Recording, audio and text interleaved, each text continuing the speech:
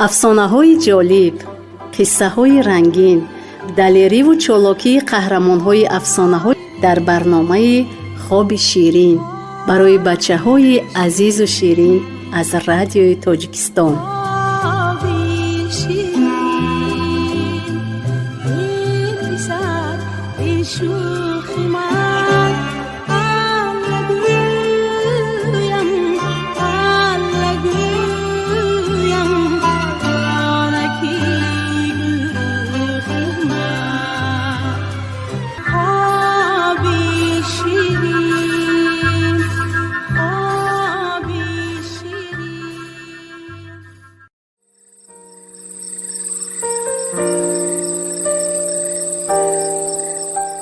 سلام نبیره‌های عزیز و اصلی بیبی.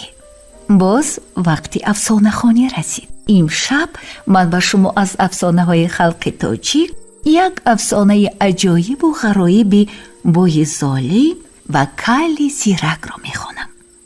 یک زن شوهرش بر محل وفات کرده، 3 پسرش یتیم ماند. زن خونابه دل خورده با نوک دوک و زخم سوزن فرزندانش را کلان کرد. آنها به وایه رسیدند و آخرین تارهای موی سر زن هم سفید شد. روزی کمپیر به پسرانش گفت: اکنون شمایان کلان شده اید، بزبله شده اید. من باشم پیر شدم، دستانی بیمه دارم، دیگر چرخ گردانده نمی توانند. چشمانی خیرم دیگر سوراخ سوزن را نمی بینند.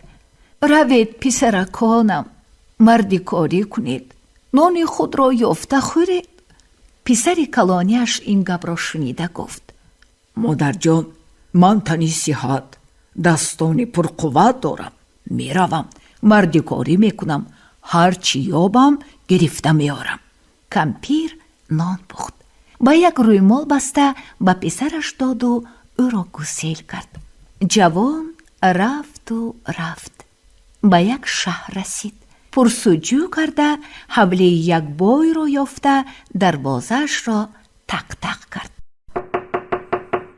بای برآمده دید که یک جوانی بزبله ایستاده است. پرسید: با من چی کار داری؟ جوان گفت که من مردی کار هستم. بای گفت: جفت رانده میتوانی؟ میتوانم، جواب داد جوان. بای جوان را به خانه‌اش درآورده گفت: خوب، من تو را مردی کار میگیرم، ولی یک شرط دارم. اگر قبول کنی با تو مال و پولی زیاد میدهم، اگر قبول نکنی به راهت رو. جوان گفت: شرطتان را گویید. بای گفت: من هر چی فرمایم اجرا میکنی و خفه نمیشوی و نمیرنجی. اگر خفه شوی گوش و بینیت را میبرم. اگر من از تو با سبب خفه شوم، تو گوش و بینی مرا میبری. جوان کمی فکر کرده راضی شد. همان شب خواب کرد. روز دیگر بای سحری بر وقت او را از خواب شیرینش بیدار کرده یک تا نان داده گفت: خیز کار کن. جوان خیست، با فرمایش بای با یک خر گندم با برزگاوان یوغ و سپاه را بار کرده به سر زمین روان شد. بای او را تا دروازه گسیل کرده گفت: همین روز همین گندم را به زمین میپاشی، بعد یک خر هیزم کرده گرفته میاری. جوان خوب گفت و رفت. وای بزبله‌ای با قوت مهنتی بود. خیلی زمین را جفت کرد، گندم پاشید. به کوه برآمده یک درخت کلانی دولانه را غلطانده میده کرده به خر بار کرد و به خانه خوجینش آمد. بای به پیشواز برآمده پرسید: خیر، مانده نشدی؟ خفه نشدی؟ جوان بعد این قدر کاری زور خیلی مانده شده بود، ولی شرط را به خاطر آورده: نه، مانده نشدم، خفه نشدم گفت. روز دیگری بای او را باز بر وقت بیدار کرده همان کارها را فرمود. جوان فرموده های او را به زور اجرا کرده اولی شب برگشت. چند روز اول همین خیل بود. مهنت زور جوان را بیمدار و بیحال کرد. یک روز بیوقت شد و وی هزوم کرده نتوانسته مایوس و غمگین برگشت. بوی برآمده دید که هزوم نیست. در غضب شده پرسید: ای برای چی هزوم نآوردی؟ بیوقت شد، هزوم کرده نتوانستم. بوی او را خیلی دشنام داد و بعد پرسید: خفه شدی؟ کاسه صبر جوان لبریز شده بود. وی دیگر طاقت کرده نتوانسته گفت: با این عذاب چقدر طاقت کردن ممکن است؟ تو بوی ظالم بودی. بوی تو خفه شدی. گویان در حال گوش و بینی او را بریده برآورده پیش کرد. جوان با گوش و بینی بریده به خانه برگشت. کمپیر او را به این حال دیده دودی فیغانش به آسمان پیچید. جوان واقعی شدگی را گفته داد. پسر میانه در غضب شده گفت: تو از تنبلی به این حال افتاده ای. من به جای تو رفته خدمت میکنم. شرط های بای را اجرا کرده از مال زیاد میرویانم. وی خیسته به خانه بای روان شد. به خانه بای رسیده در او را تق تق کرد. بای برآمده پرسید: با من چی کار داری؟ پسرک گفت: من آمدم که به جای اکم به شما خدمت کنم. بای در پیش او نیز همین شرط ها را ماند. پسرک قبول کرد. وی هم هر روز به خرگندوم به برزگاوان یغ و سپا را بار کرده به سر زمینی بای روان می شد. جفت می کرد، دان می پاشید و بگاهی یک خر هیزم کرده بر می گشت. چند وقت همی خیل دوام کرد. روز جوان به حد مانده شده هیزم کرده نتوانست و به خانه بای به هیزم برگشت. بای برآمده دید که خدمتگار هیزم نآورده است. خیلی ناراضی شده گفت: ای برای چی به هیزم آمدی؟ جوان در جواب گفت: خیلی نمیبینید مانده شدم. بای در غضب شده او را خیلی حقارت داد و بعد پرسید: خفه شدی؟ طاقت این جوان نیز طاق شده بود. وی دیگر صبر کرده نتوانسته گفت: البته، چه خیلی از این ظلم و تحقیر کس خفه نشود. شما ظالم بوده اید. بای در حال گوش و بینی او را هم بریده برآورده پیش کرد. جوان گریان و نالان به پیش مادرش برگشت. فیغان دلخراش کمپیر بلند شد. وی به بینی و گوش بریده فرزندانش نگاه کرده می گفت: خدا سوزد بای، روزی نیکی را نبینی بای. پسری از همه خردی کمپیر که کل بود گفت: اکاها، شما سستی کردید، نادانی کردید و آنا به این حال افتادید. من رفته شرطی بای را اجرا میکنم. نرو، تو هم به همین حال گرفتار میشوی. هر سیت این خیل بگوشی بینی شدید من چی کار میکنم؟ گفت مادرش او را رفتنی نمانده. کل گوش نکرده برآمده رفت. آمده در بای را تق تق کرد. بای برآمده پرسید: کل، با من چی کار داری؟ کل گفت: اکاهای من آمده خدمت شما را به جا آورده نتوانستند. من میخواهم به جای آنها خدمت کنم.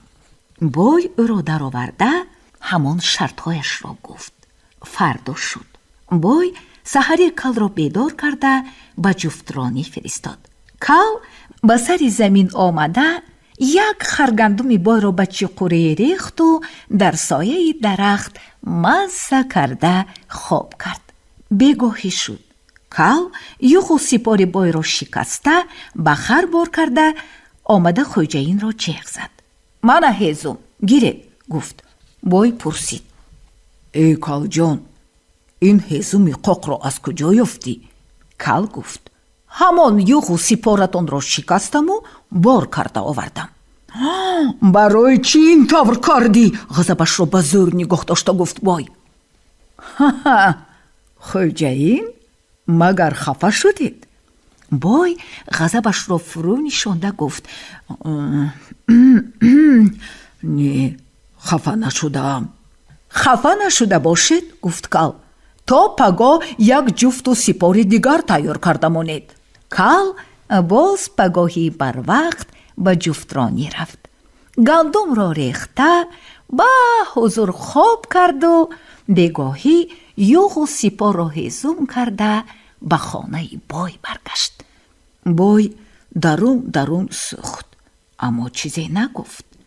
یک روز کال جفت رانده ایستاده فکر کرد و یکی از برزگاوهای بوی را کشته، گوشتش را به جوال گندم انداخته، به خر بار کرده، یوغ و سپار را شکسته، به بالای آن بسته به خانه بوی برگشت. ای کال، یک برزگاو دیگر کنی؟ کشتم گفت کال، گوشتش در این جوال.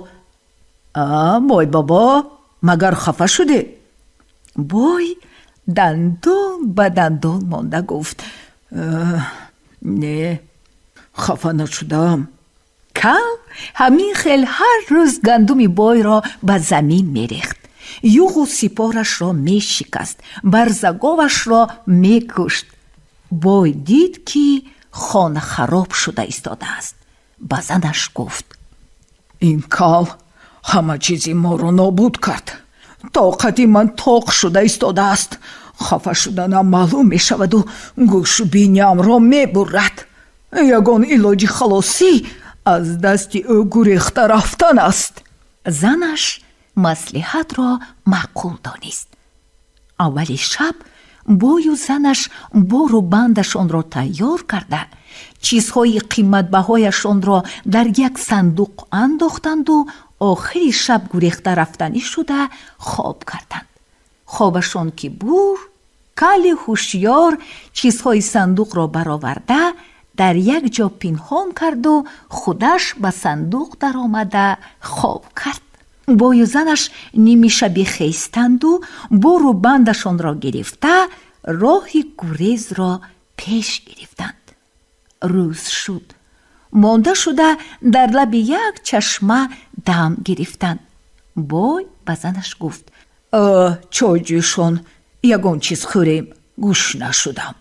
کال می شد هیزم می آورد گفت زنش. کال این گپ را شنیده از صندوق آواز برآورد. اوهی، من در اینجا به خدمتتان تیار. بوی از این حادثه در غضب شده فریاد کرد.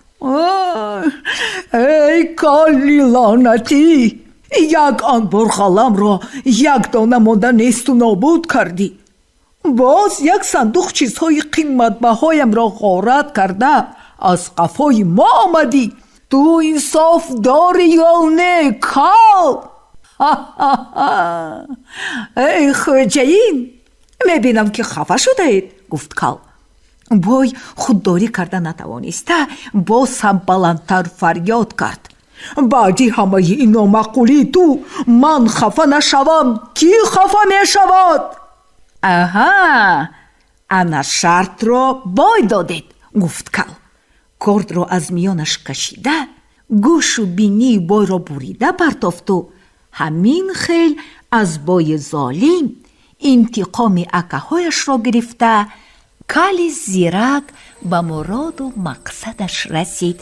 شما هم نبیره های بیبی به مراد و مقصدی نیکتان برسید.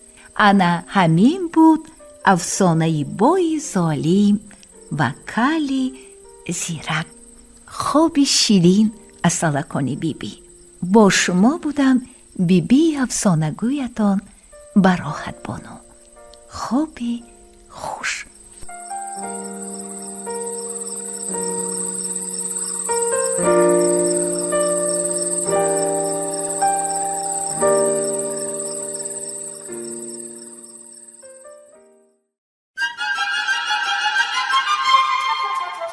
افسانه‌های جالب، قصه‌های رنگین، دلیری و چالاکی قهرمان‌های افسانه‌ها در برنامه خواب شیرین برای بچه‌های عزیز و شیرین از رادیوی تاجیکستان.